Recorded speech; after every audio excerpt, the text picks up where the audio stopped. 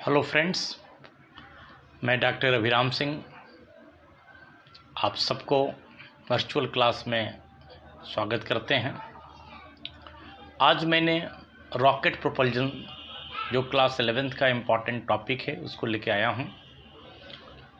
बच्चों, एक दिमाग में हमेशा आता होगा कि आखिर जब आप दीपावली में रॉकेट छोड़ते हैं, रॉकेट को आकाश में उड़ाते हैं, तो आखिर वह कैसे उड़ता है, उसका क्या सिद्धांत हो सकता है, या रॉकेट का हमारे विश्व में इतिहास क्या है। तो जो रॉकेट के इतिहास के बारे में अगर हम कहते हैं तो रॉकेट का आविष्कार बहुत प्रारंभ में हो चुका था। लगभग 10वीं से 11वीं शताब्दी में 10वीं-11वीं शताब्दी में रॉकेट का आविष्कार का प्रमाण मिलता है। उस समय प्रारंभ में रॉकेट का इस्तेमाल तीर को छोड़ने के लिए, एरो को प्रोजेक्ट करने के लिए लगाई जाती थी। मॉडर्न फॉर्म ऑफ जो हमारा रॉकेट है जिसमें लिक्विड फ्यूल यूज होता है, तो लिक्विड फ्यूल वाले रॉकेट का आविष्कारक के रॉबर्ट हर्जिंग गोडार्ड, जो अमेरिकन साइंटिस्ट हैं, फिजिसिस्ट हैं, उन्होंने रॉकेट तैयार किया और उसमें लिक्विड फ्यूल यूज किया और सबसे पहले 16 मार्च 1926 को उन्होंने प्रोजेक्ट किया। यह प्रोजेक्ट रॉकेट मात्र 41 फीट हाइट गया और लगभग 2.5 सेकंड तक हवा में रहा। अब अगर इंडिया की बात करते हैं तो देखिए, इंडिया में सबसे पहले रॉकेट 1963 में तिरुवनंतपुरम के चर्च मैदान में नासा के सहायता से प्रोजेक्ट किया गया। अब इस फिगर में आप देख रहे होंगे कि यह जो है, कभी हमारे यहाँ रॉकेट को साइकिल से ढोकर लादकर लॉन्चिंग पैड तक ले जाया गया था, और इस साइकिल से आज तक का सफ़र कितना ही महत्वपूर्ण रहा है आप समझ सकते हैं। इसमें मेन जो काम भारतीय साइंटिस्ट ने विक्रम साराभाई का जाता है। विक्रम साराभाई के अथक परिश्रम के द्वारा 15 अगस्त 1969 में भारत में इसरो की स्थापना हुआ। तो भारत में रॉकेट के जनक के रूप में डॉक्टर विक्रम साराभाई का नाम जानता है। कभी साइकिल पर ढोए जाने वाला रॉकेट, आप समझ सकते हैं कि कल जो चाइना का भेजा गया 21,000 किलोग्राम का रॉकेट अपने पाथ भटकने के कारण कहीं हिंद महासागर में भी जाके गिरा है। उसको गिरने से धीरे धीरे कक्षाओं में होते हुए गिरा। अब आइए देखते हैं कि रॉकेट किस सिद्धांत पर काम करता है। आखिर हम चलते कैसे हैं। हम चलने के लिए क्या करते हैं कि हम चलने के लिए अगर ज़मीन पर फोर्स लगाते हैं तो हम आगे की ओर बढ़ते हैं। प्रत्येक क्रिया के विपरीत प्रतिक्रिया होती है। यदि ज़मीन पर हम धरती पर जंप करें तो हम ऊपर की ओर जाएंगे, अर्थात अगर हम नीचे की ओर कोई फोर्स लगाएं तो हम आगे की ओर बढ़ेंगे, ऊपर की ओर जाएंगे। इसी सिद्धांत पर यह रॉकेट आपको दिखाया गया है। इस फिगर में आप देख रहे होंगे कि एक रॉकेट है, इसमें ईंधन भरा हुआ है और यह ईंधन पीछे की ओर निकलता है तो रॉकेट आगे की ओर बढ़ता है। जैसा कि आप बहुत सिंपल सा थॉट एक्सपेरिमेंट यहाँ पर कर सकते हैं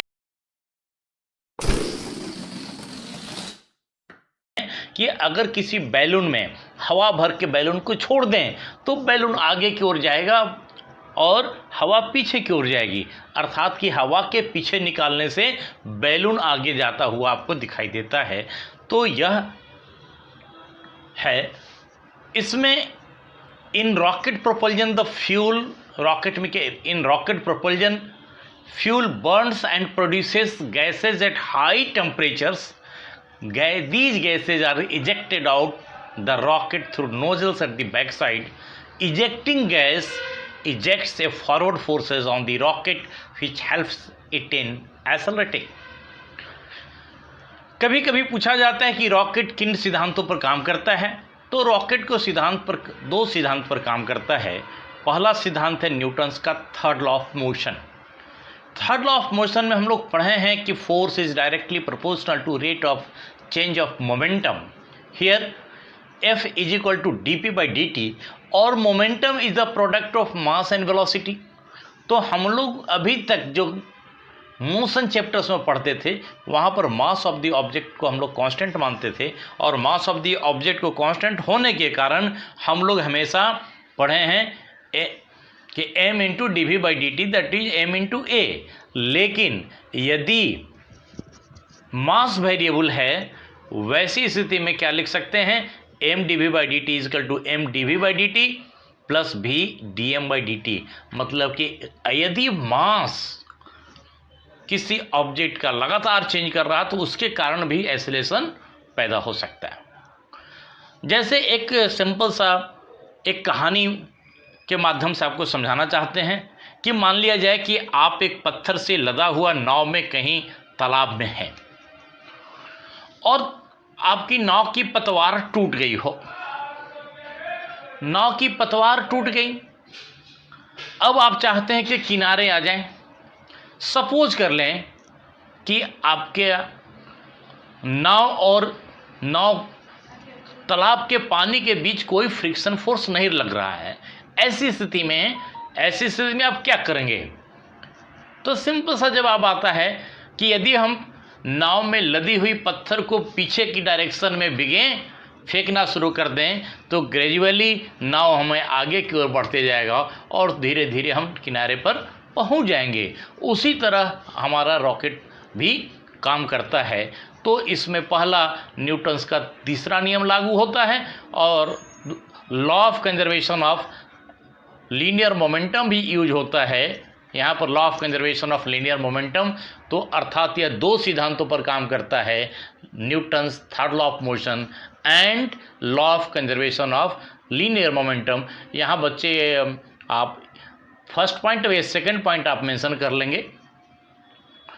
कभी कभी ऑब्जेक्टिव क्वेश्चंस में ये दोनों रहता है तो हमें वहाँ पर दोनों का आंसर बनाना पड़ेगा। आज की स्थिति में जो रॉकेट प्रोपल्जन, देखिए रॉकेट हमने यहाँ पर 3 फिगर आपको रॉकेट के दिए हैं, फिगर 1, फिगर 2, फिगर 3।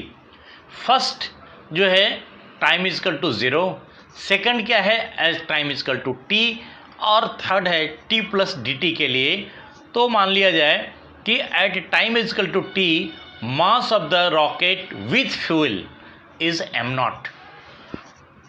तो here just suppose m0 is the mass of the rocket including its fuels at time is equal to t is equal to 0.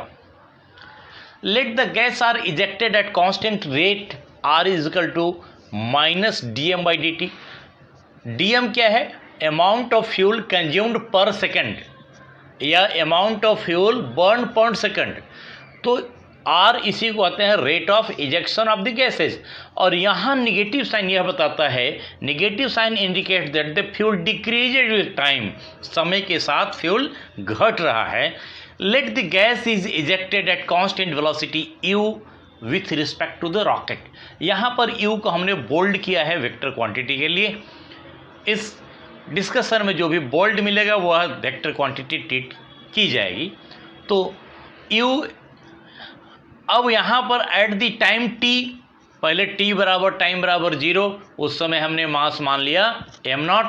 अब टाइम t पर second figure of the project rocket का, second figure of the rocket का, इसमें अगर हम देखें second figure में तो इसमें अगर t पहला फिगर था टाइम इज इक्वल टू 0 पर, सेकंड फिगर में हम इंडिकेट करना चाह रहे हैं time is equal to t पर। यहाँ पर कुछ गैसेस जल चुके हैं, अर्थात एट टाइम t मास कितना बचा होगा। तो अगर रेट ऑफ कंबंशन में टाइम से मल्टीप्लाई कर दिया जाए तो उतना गैस जो है ऑलरेडी कंज्यूम कर चुका है, जल चुका है। इसलिए at the time t the mass of the rocket together remaining fuel is m is equal to m0 minus RT. R is rate of consumption of fuel, rate of burn of fuel आप लिख सकते हैं। If the velocity at the rocket t is v, तो linear momentum of this mass m कैसे लिख सकते हैं? तो linear momentum is the product of mass and velocity, that is m भी। m what is m? m is the mass of the rocket with fuel at a time t, और उसका value कितना है? तो m naught minus R T into V. तो इसको suppose कर लें कि this is the first equation. Now consider a small time interval delta t. The mass of gas ejected in this time delta t is equal to delta m बराबर is equal to r into delta t, and the velocity of the rocket becomes, अगर मास घट रहा है तो velocity क्या होगा? Velocity बढ़ेगा। मास घटने से वेलोसिटी बढ़ेगा, तो वेलोसिटी अगर बढ़ के v प्लस डेल्टा भी होता है तो velocity of the gas with respect to ground कैसे लिख सकते हैं? Velocity of the gas with respect to ground is equal to velocity of gas with rocket plus velocity of rocket with ground। तो इस रिस्पेक्ट में velocity of gas with respect to rocket कितना था? नीचे की ओर था, माइनस यू था, और velocity of rocket with ground कितना था? ऊपर था। तो इस तरह भी माइनस यू लिख सकते हैं इन फॉरवर्ड डायरेक्शन। तो इस तरह आप क्या देख रहे हैं कि गैस जो है ऊपर की ओर जा रहा है, किस स्पीड से? v माइनस यू स्पीड से बर्न गैसेज ऊपर की ओर जा रहा है। The linear momentum of this mass m at time t plus delta t कैसे लिखते? तो यहाँ पर लिखते मास कितना बचा, मास ऑफ द रॉकेट कितना बचा? पहले मास m था, उसमें से डेल्टा m मास बर्न हो गया, तो रिमेनिंग मास बचा m माइनस डेल्टा m, जिसका वेलोसिटी है v प्लस डेल्टा v। तो इन दोनों को प्रोडक्ट कर देंगे तो ये it is momentum plus momentum of the rocket plus momentum of the fuel burn. तो delta m is the fuel burn जिसका स्पीड है v माइनस यू, तो it is total momentum. It now it is equation number 2। Assuming no external force acting on the rocket fuel system from equation first and 2, both the momentum are same, then momentum remains conserved m minus delta m into v plus delta v plus delta m v minus u is equal to mv। अब यहाँ पर multiply करेंगे, bracket हटा के multiply करते हैं, तो mv plus m delta v minus delta m v minus delta m delta v plus delta M V minus delta M U equal to M V. बच्चों आप इसको कॉपी में प्रैक्टिस करेंगे तो कोई भी स्टेप कठिन नहीं है। अब यहाँ पर एम भी और एम भी लेफ्ट हैंड साइड में है, एम भी राइट हैंड साइड में एम भी, दोनों कट गया। और लेफ्ट हैंड साइड में क्या कट रहा है? लेफ्ट हैंड साइड में आपको कटने वाला टर्म है डेल्टा एम भी माइनस में है और प्लस डेल्टा एम भी प्लस में है, तो दोनों कट जाएगा। अब यहाँ पर अगर डेल्टा भी अगर कॉमन ले लेंगे तो m minus delta m into delta V is equal to delta M U, तो डेल्टा वी क्या निकल जाएगा? Delta M U upon m minus delta m। अब इस इक्वेशन को divide the above equation with delta t, तो delta V by delta t is equal to delta m into U delta t m minus delta m। Take limit delta t tends to 0, अगर ये 0 के आसपास हो तो delta V by delta T को हम लोग लिख सकते हैं D V by D T, that is acceleration, that is D M by D T into U upon M zero minus R T. तो acceleration is equal to A is equal to D V by D T, that is R U upon M not minus R T. R क्या है? Rate of consumption of fuel. You क्या है? Velocity of burn gases with respect to rocket. m0 क्या है? m0 is the total mass of the rocket with fuel at time 0, rt t is the time. तो इन सारे equations में अगर इसमें कितने पैरामीटर है? टोटल 5 पैरामीटर मिला इस पूरी इक्वेशन में। Acceleration, rate of combustion of fuel, velocity, mass. अब इसमें से अगर कोई 3 दिया रहे तो चौथा आप निकाल सकते हैं। This equation gives the acceleration of the rocket at time increases, acceleration of the rocket increases. देखिए टी है डिनोमिनेटर में, टाइम बढ़ रहा है तो m माइनस आर टी का वैल्यू घट रहा है, मतलब कि डिनोमिनेटर बढ़ रहा है तो result is increasing, this equation gives the acceleration of the rocket. As time increases, acceleration of the rocket keeps on increasing. If the rocket start at time is equal to 0, अब हम यहाँ से इसका acceleration निकल गया तो next हम velocity निकालना चाह रहे हैं, तो ऊपर के रिलेशन को dv/dt को इंटीग्रेट कर देंगे तो हमारा टाइम वेलोसिटी निकल जाएगा. If the rocket start at t is equal to 0 and neglect external forces such as gravity, we can find equation for velocity from the above relation, that is integration over 0 to v dv is equal to integration over 0 to t ru dt m0 minus rt, which is equal to integration over 0 to v dv is equal to ru. r और u constant है, दोनों को बाहर निकाल लें. 0 to t dt m0 minus R T. यहाँ पर देखेंगे कि डिनोमिनेटर का डिफ्रेंशिएशन करेंगे तो माइनस के साथ डी टी मिलेगा, डी टी बाई है, तो इसलिए यहाँ पर डी एक्स बाई एक्स का फॉर्म है. तो ऐसी स्थिति में हम इसको डिफ्रेंशिएट करेंगे तो v बराबर U L N M naught by M zero minus R T यहाँ हम लोग निकाल सकते हैं. अब इसी में समझना है, इस पे आधार पर कुछ स्पेशल क्वेश्चंस हम लोग करने जा रहे हैं. स्पेशल केस क्या है? The above relation is derived by assuming no gravity. अभी तक हमने इसमें ग्रेविटी एज्यूम नहीं किया है. अगर इफ़ वी इंक्लूड ग्रेविटी तब नेट एक्सेलरेशन कितना होगा? तो net acceleration A not equal to A minus G. देखिए अभी हम लोग एक्सेलरेशन निकाल रहे थे, A is the acceleration of the rocket in upward direction और जी किधर है? Downward direction. तो एक अपवर्ड और एक डाउनवर्ड, एक्सेलरेशन इज अपवर्ड और जी इज डाउनवर्ड, तो दोनों का रिजल्टेंट ए माइनस जी. तो ए माइनस जी. अब इस पर हम दो प्रॉब्लम आपको देना चाह रहे हैं. पहला प्रॉब्लम है, A rocket of initial mass 600 kg ejects gases at constant rate 20 kg per second with constant relative velocity 8 km/h. What is the acceleration of the rocket after 100 second? तो इसमें क्या क्या दिया हुआ है? m0 दिया हुआ है, m0 equal to 600 kg, r दिया हुआ है 20 kg per second, relative speed दिया हुआ है 8 km/s. तो सारा चीज़ को, और t दिया हुआ है 100 सेकेंड. सभी को ऐसा यूनिट में कन्वर्ट करके अगर हम वहाँ पर नेग्लेक्ट ग्रेविटी, तो अगर नेग्लेक्ट ग्रेविटी, पहला आपको पूछ रहा है कि नेग्लेक्ट ग्रेविटी के साथ निकालना है, तो ग्रेविटी को नेग्लेक्ट करके इस फार्मूला में r का वैल्यू दिया हुआ है, वैल्यू दिया हुआ है, तो इस फार्मूला में आप रख के एक्सेलरेशन निकाल लेंगे. इसके बाद कहता है कि अगर इस क्वेश्चन में इंक्लूड ग्रेविटी, तो जो एक्सेलरेशन निकलेगा उसमें आप 10 जी का वैल्यू 10 मानकर उसको घटा देना है, निकल जाएगा. If equal to upward thrust. Upward thrust के लिए फार्मूला क्या है? अपवर्ड थ्रस्ट के लिए u into D M by D T, rate of combustion of fuel.